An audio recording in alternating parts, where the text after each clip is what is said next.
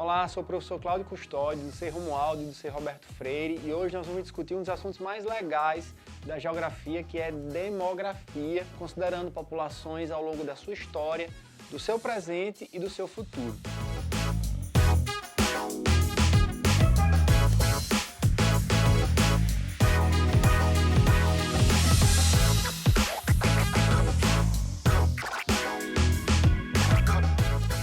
A análise remete muito à história das nossas famílias. Eu gosto muito de falar isso para os alunos. Se vocês fizerem uma pesquisa rápida, bater um papo com seus pais, seus avós, vocês vão aprender um pouquinho sobre a história do Brasil do ponto de vista demográfico. A minha história, particularmente, ela é bem típica. Os meus avós maternos, por exemplo, tiveram 15 filhos.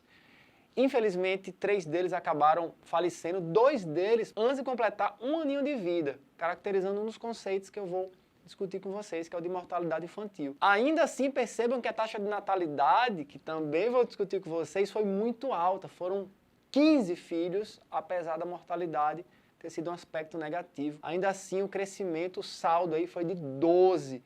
Então, o que representa um crescimento natural ou vegetativo considerável. Claro, considerando apenas esse lance da história da minha família. Interessante você perceber que a minha mãe, a geração seguinte, ela teve 4 filhos, saiu de 15, pessoal, olha aí, para 4 filhos, e já a minha geração, especificamente eu tenho um filhinho só, Benjamin, então 15, 4 e 1, em 3 gerações apenas, a redução da natalidade foi brutal, eu diria, e a mortalidade, ela basicamente não atingiu a geração da minha mãe e a minha geração, considerando os nossos filhos. Faça essa pesquisa aí que você já vai ter uma ideia muito bacana desse processo histórico. Mas agora eu tenho que ir para a base conceitual para ajudar vocês a interpretar as questões. E aí, pessoal, eu começo com a taxa de natalidade. Anotem, por favor. É o número de pessoas que nascem ao ano em um determinado lugar para cada grupo de 1000 habitantes. Eu tenho que, consequentemente, já pensar a taxa de mortalidade. Por isso, quando eu contei a historinha da minha avó, eu já relacionei também aos filhos que ela acabou perdendo. E aí a taxa de mortalidade é o número de pessoas que morrem ao ano em um dado lugar para cada grupo de 1000 habitantes. Percebam que nós vamos trabalhar com esse símbolozinho aqui. Nós não vamos trabalhar com porcentagem, nós vamos trabalhar por 1000. Então, nasceram 13,6 pessoas para cada 1000 habitantes. Morreram 6,5 para cada grupo de 1000 habitantes. Então, essa análise vai possibilitar determinar o terceiro conceito da nossa explanação, que é o conceito de crescimento vegetativo ou crescimento natural. Muita atenção ao sinônimo. Na verdade, na geografia como um todo e até nas outras ciências, nós temos que nos adaptar muito bem aos sinônimos que muitas vezes nos atrapalham na hora da interpretação. Você não conhece, aí você se assusta e acaba cometendo erros bobos. Então, nesse caso, quando eu estabeleço a relação entre as pessoas que nascem e as pessoas que morrem, eu tenho como determinar o crescimento vegetativo. E aí vem uma sacada muito legal. Você tem que perceber que, ao longo da história, até, digamos, meados do século XIX, final do século XIX, até mesmo início do século XX, quando a indústria farmacêutica começa a avançar a passos largos, a medicina começa a avançar a passos largos, do final do século XIX para o século XX, isso vai representar uma evolução no nosso crescimento vegetativo. Em que sentido? Se até esse momento as pessoas nasciam em grande quantidade e morriam também em grande quantidade, representando um baixo crescimento vegetativo, com essa revolução médico-sanitária, o que vai acontecer? A alta taxa de natalidade e a alta taxa de mortalidade, em especial nesse caso, a taxa de mortalidade, ela vai despencar, pessoal. Enquanto isso, é como se a humanidade ainda não tivesse se preocupado em conter o crescimento da taxa de natalidade. Então, a taxa de natalidade ainda se mantém alta inicialmente, enquanto que a mortalidade cai bruscamente. E aí nós vamos ter uma transição demográfica representada por uma explosão demográfica. Percebam.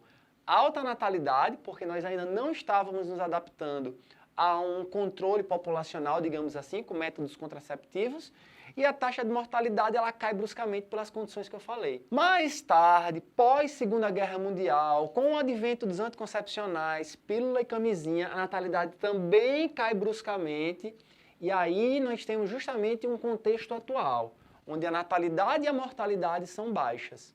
Percebam que no início da história, natalidade e mortalidade altas, mas próximas uma da outra.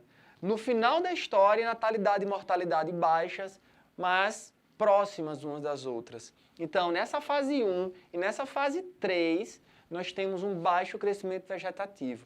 Mas na fase 2, que é a fase de explosão demográfica, a natalidade alta e a mortalidade baixa vai representar um grande crescimento populacional. Essa análise pode ser feita em qualquer país. Claro que cada um no seu momento da história. Eu preciso que vocês fiquem atentos ao conceito de taxa de fecundidade, para vocês não confundirem com o conceito de taxa de natalidade. A análise é muito parecida, mas conceitualmente são conceitos diferentes de fato. Enquanto que a taxa de natalidade é o número de pessoas que nascem em um ano em um dado lugar para grupos de 1.000 habitantes, a taxa de fecundidade é uma média de filhos por mulher. Varia de instituto de pesquisa para instituto de pesquisa, mas a ideia seria, eu pego todas as mulheres em idade reprodutiva, digamos, de 15 aos 35, pego as crianças de 0 a 4 anos, divido o número de crianças pelo número de mulheres e aí eu chego à taxa de fecundidade. Anotem aí, a taxa de fecundidade no Brasil hoje gira em torno de 1,75 e em queda.